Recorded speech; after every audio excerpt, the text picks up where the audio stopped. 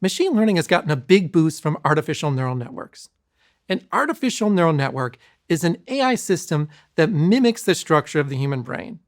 And it's currently one of the most popular approaches to machine learning. Think of it this way. When I was a kid, we used to play a game called Animal, Vegetable, or Mineral.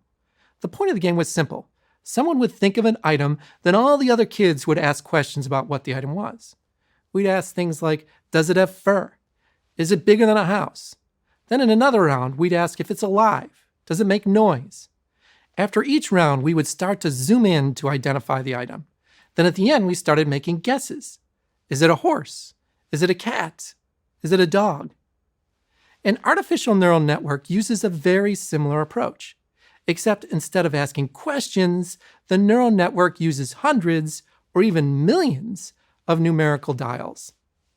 Also, the network makes much more specific guesses. It would say that there's a 64% chance that it's a cat, or a 32% chance that it's a dog. To build the network, there's a row of neurons on the left called the input layer. Then there's a row of neurons on the right called the output layer. All the neurons in between are called the hidden layers. They're hidden because it's not the input or output. To start, we'd feed the input layer of the network a picture of a dog. We know it's a picture of a dog because we've labeled it. But the neural network doesn't look at these labels until it makes a guess, just like the animal, vegetable, mineral game. The network would then look at each dot in the image as it passes through the hidden layers. Then it makes a guess for the output layer. Let's say for the first guess, it says there's a 10% chance the image contains a dog. Then the network compares its guess to the label on the image. This is called training the neural network. Then the network goes backwards and adjusts the neuron dials so that it can see patterns in dog photos. Then it takes another dog image and sees if it gets closer. The neural network then tunes itself by looking at hundreds of thousands of pictures of dogs. Then it will adjust its own dials until it consistently guesses correctly. Now, it's important to keep in mind that the neural network isn't seeing the dog the same way you do. It doesn't think about panting, barking, or fur. Instead, the system only sees the dog as a recognizable pattern of dots in an image. When there's dots in a dog-like pattern, then the system makes a guess. Now remember that these neural networks are still machine learning systems, so the network needs access to huge amounts of data. If you don't have hundreds of thousands of pictures of dogs, then there's no way for that artificial neural network to learn. In the end, this is the key benefit of an artificial neural network.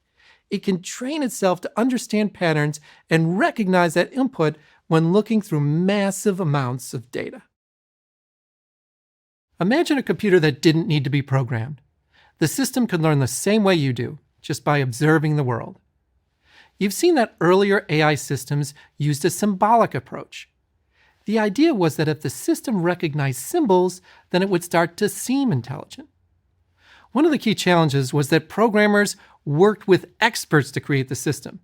That's why they were called expert systems.